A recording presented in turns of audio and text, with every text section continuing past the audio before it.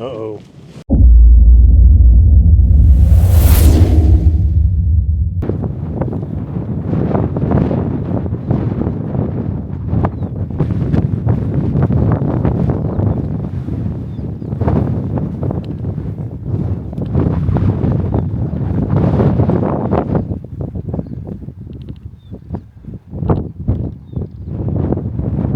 So tonight I'm going to be out in the Nortent Ly one. Now this tent has been sent to me by Nortent. I want to say a massive thank you for sending me out. Took it open at home just to check it, make sure it looked all right. You can't attach the footprint to it, so I've had to repack it separately. They also sent me 2 lots of poles, so I can double pole this. Now tonight it was forecast to be 35 to 40 mile an hour winds, so I brought both sets of poles just in case. I don't think it's that bad now, and it's not forecast to get worse, so maybe won't be a huge test of the wind. So I'm going to try it in the single pole option first. You can always drop it and put another set of poles in afterwards, so it's not a major problem. The wind is coming sort of north. It forecasted southwest, so it makes no sense whatsoever. But I got a lovely backdrop of the tour behind me, and hopefully looking out my vestibule, I'll be sitting there admiring that lovely view. Okay, so I'm going to try and film me setting this up. I've not set it up before, I know how it goes up. It's relatively straightforward, but I'm just going to keep the camera out of the way and low down just because of the wind. I don't want to smash another screen like I did a couple of camps back. And I'll probably do this on a time lapse, just get it up and then I'll go around it with you afterwards.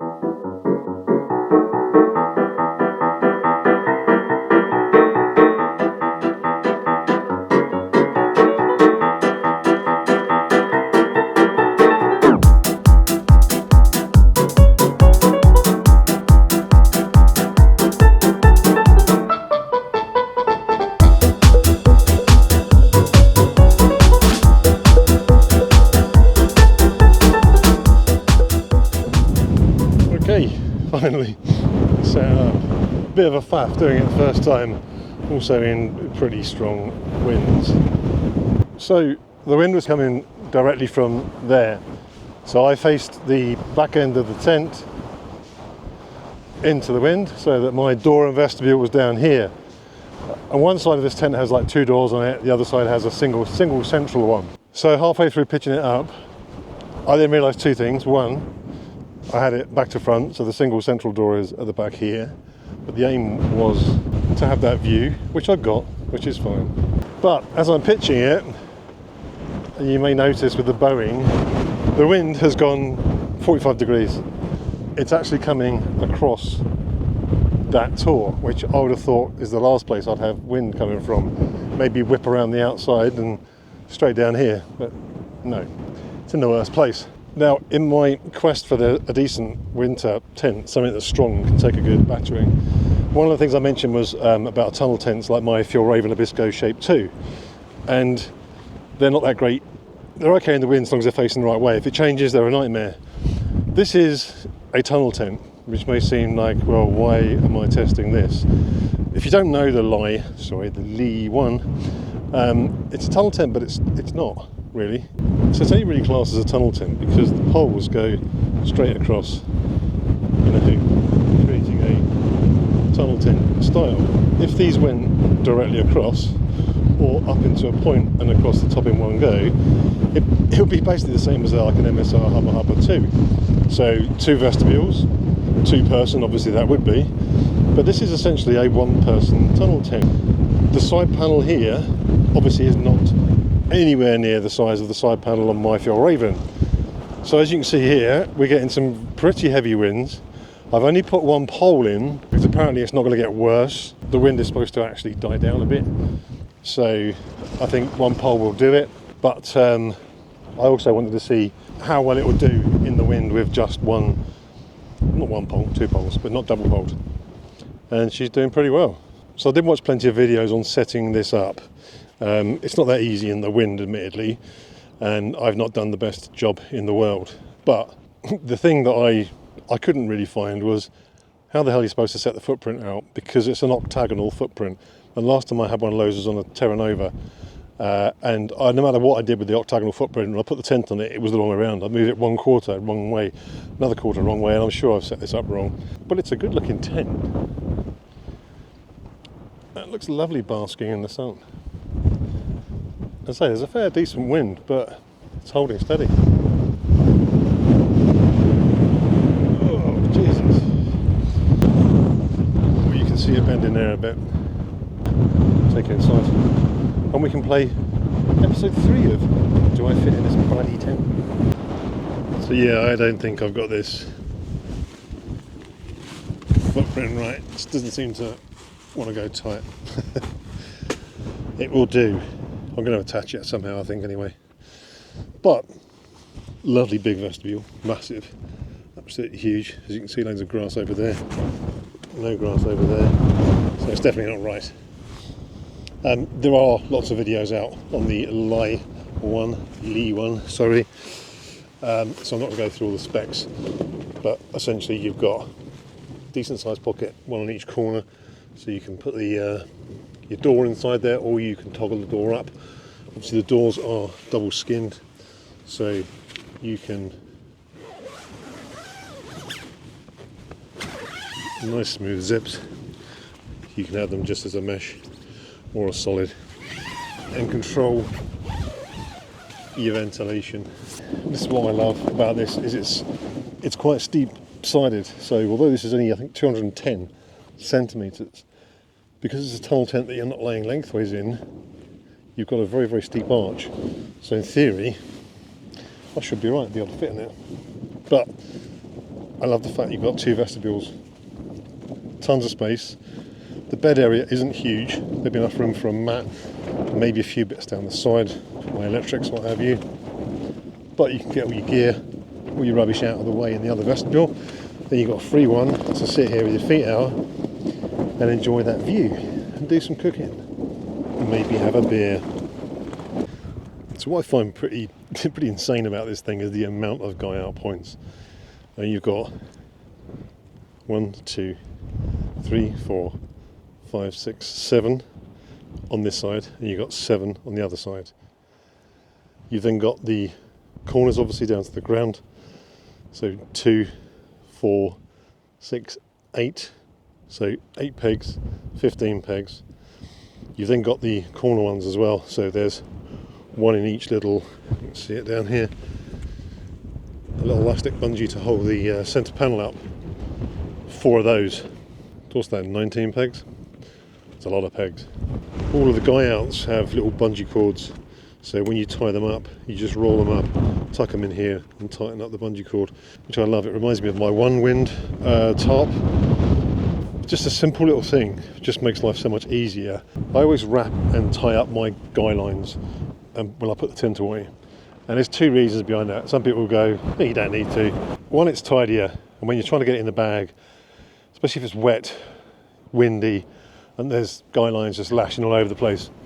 And when you get the tent out, it's like a complete, rat's nest of mess. So I'm not. Let's put this hood on. I'm facing this way because that's where the sun is, so you get a better picture of my lovely face. And then I'm getting smacked in the back of the head by my hood. Yeah, I always make a point of rolling up my guy lines and tying them off just in a loose knot. The next time I come out and pitch my tent, particularly if it's in really, really high winds, I have done this before when I've rushed the previous time and put it away, and I've not tied up my guy lines. And then the next time when I get it out, especially when it's pouring down with rain and really, really high winds, and the guy lines are, it's like you've thrown a load of string at a bunch of scouts and said, do your best with your knots, buddies. And yeah, taken about an hour to undo them all. So always tie up your guy lines. And every time I get myself comfy in here, it's stopped now, but some really high winds just slam into the tent, absolutely hammering it, and it's holding well, but it's frustrating because I've got my anemometer with me, so I thought I want to just test the wind. I mean, it said 35 to 40, it's not anywhere near that. I would say it's probably 20 to 25 maybe gusts. And every time I've jumped out, stood there with my anemometer, 10, 11, 9, it just dies off. So I'm like, wait ages, nothing, get back in the 10, 30 seconds, wind starts hammering against it again. So yeah, I can't give you a true reading. Just notice it's got 2 washing lines up here. They're not. They're on an adjuster. They're not. They haven't got adjusters on them, and it's not an adjuster knot, I don't think, or is it? No, they're just loose, which is a bit odd.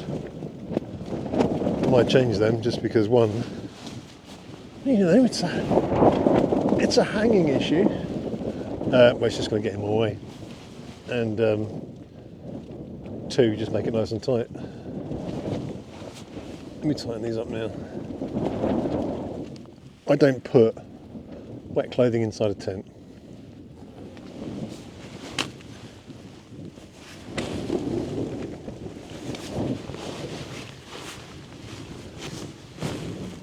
Uh-oh. So I literally just shuffled around. This isn't fully tight down here. And there's room to tighten it up more. But it has, the webbing has torn through the base of the inner. That's annoying. It's not come through this side. There's a reinforced patch here. And it's pulled it through the outer. So yeah, something to be aware of that. It's not really, it's not tight. I just moved a little bit. All I did was, well, you probably saw me, I just adjusted myself. Not in that way. Right, so I've got the Nortent Ly 7 mat again. And as you can see in here, it is pretty much edge to edge and end to end. So when I fit it, please fit. My toes are touching the end, particularly with the wind coming from sort of this angle instead of that angle. It doesn't help.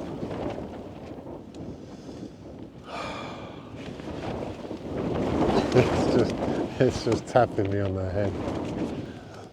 Stay awake. Stay awake. Don't go to sleep. Funny if I can feel it hitting my feet as well. So it's obviously the whole tent expanding in and out.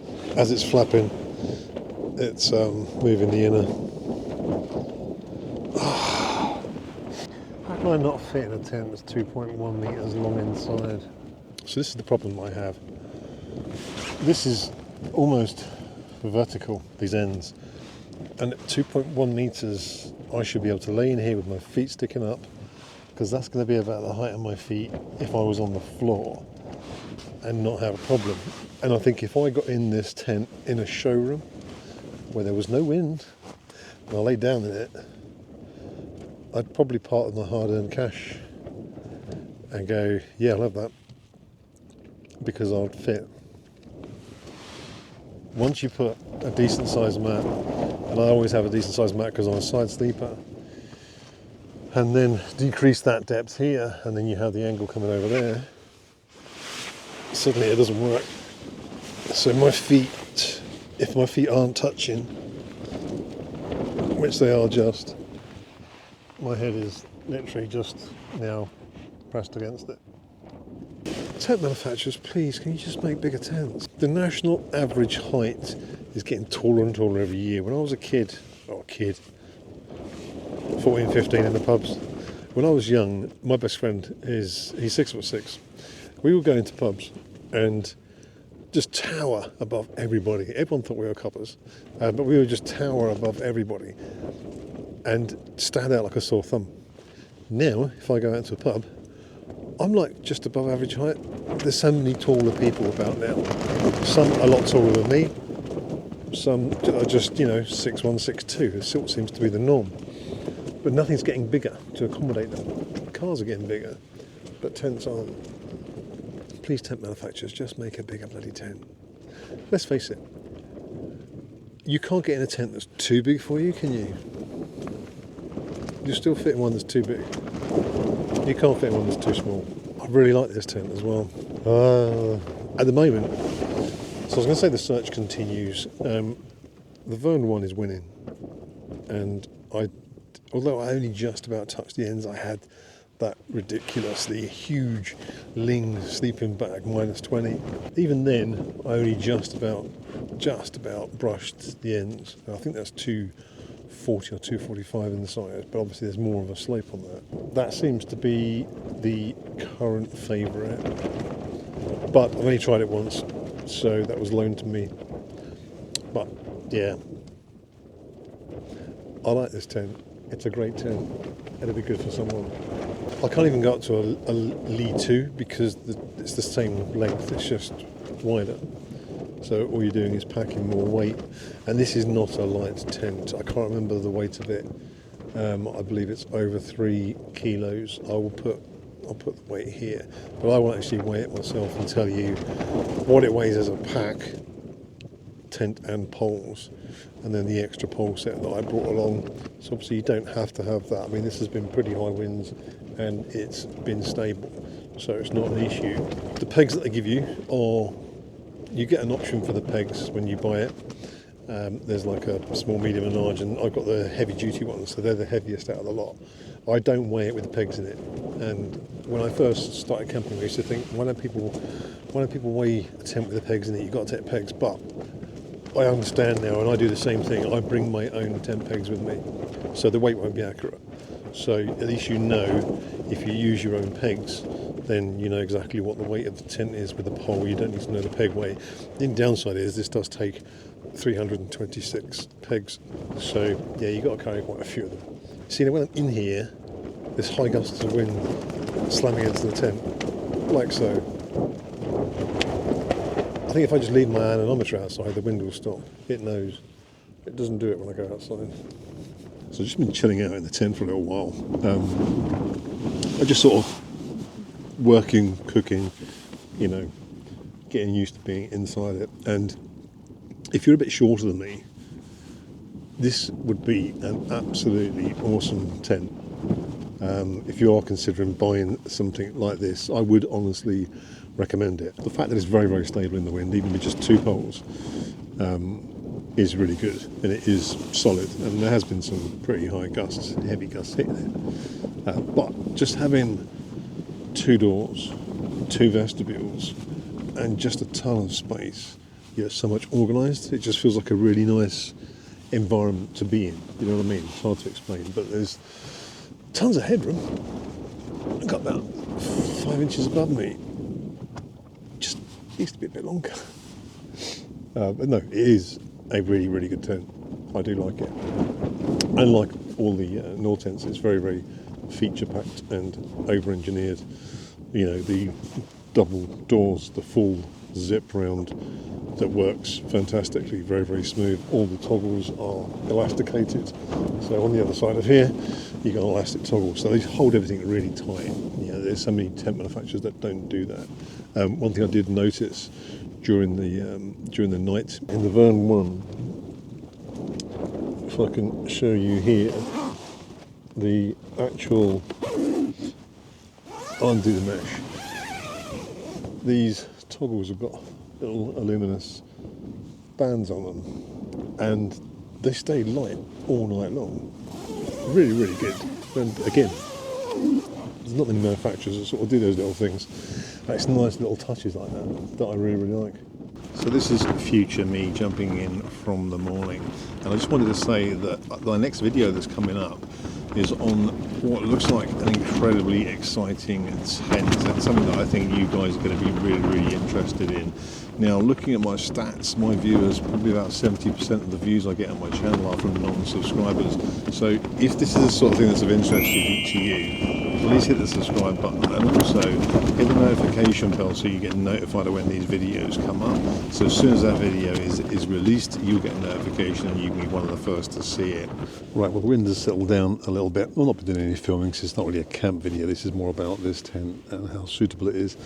But I've been laying in here just watching Netflix, and I don't know, actually, when now I'm sort of in sleeping position rather than just stretched straight out, it's not too bad. My feet are just touching the end, but I think when I get into my sleep position, I generally am a side sleeper. It might work, I don't know. It's close. What I'll do is I'm going to go to bed now, and depending upon whether or not this tent just smacks me on the head and the feet all night long, because the wind is still going, as you can probably see and hear, and I'll give you my thoughts in the morning.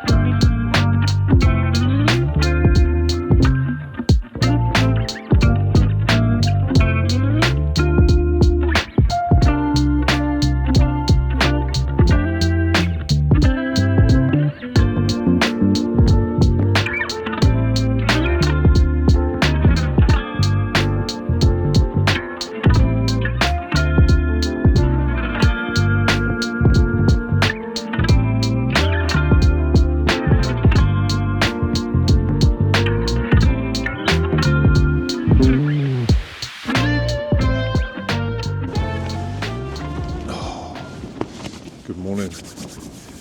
It has been like this pretty much all night long. The wind has not stopped.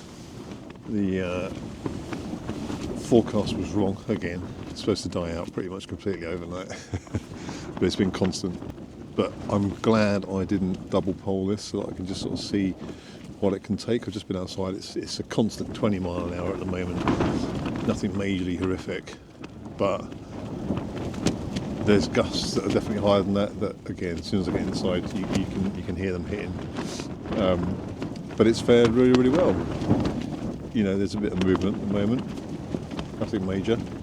Size-wise, actually, last night, you know, when I was laying in here, oddly, with the quilt on and my head at the back, as far up as I possibly could with a pillow, it didn't seem as bad as I thought. I might be over-exaggerating everything a little bit, just because I can just about touch the ends. I just want loads of space. But this might actually work. A bit like the Vern one might actually work. And again, as I said before, I tend to sort of sleep on my side, so more fetal position rather than, you know, laying flat on my back and stretching out. But it's been good. It is. I must admit, I'm very, very impressed with the tent. You know, there is some heavy gusts coming in here now, definitely over 20 mile an hour. As always, I stood outside for about 5 minutes earlier on. My hands absolutely freezing, trying to record it when it was hitting a higher gust, but nothing. It just sat there at 20, and as soon as I get in, you suddenly feel it hit harder. So it's definitely blowing. I think there's probably gusts of 25, maybe up to 30, but I can't prove it. So, you know, YouTube thumbnail clickbait. Anyway, it's 6 o'clock in the morning now. I've got an early start today, so I've got to get packed up, get ready and head off. So I'm going to make a cup of coffee, have my breakfast and then pack down. So anyway, I hope you enjoyed this video on the Ly one from Nortent, and if you did, as always, hit a thumbs up, and if you're not a subscriber, hit the subscribe button, and I will see you all on the next one.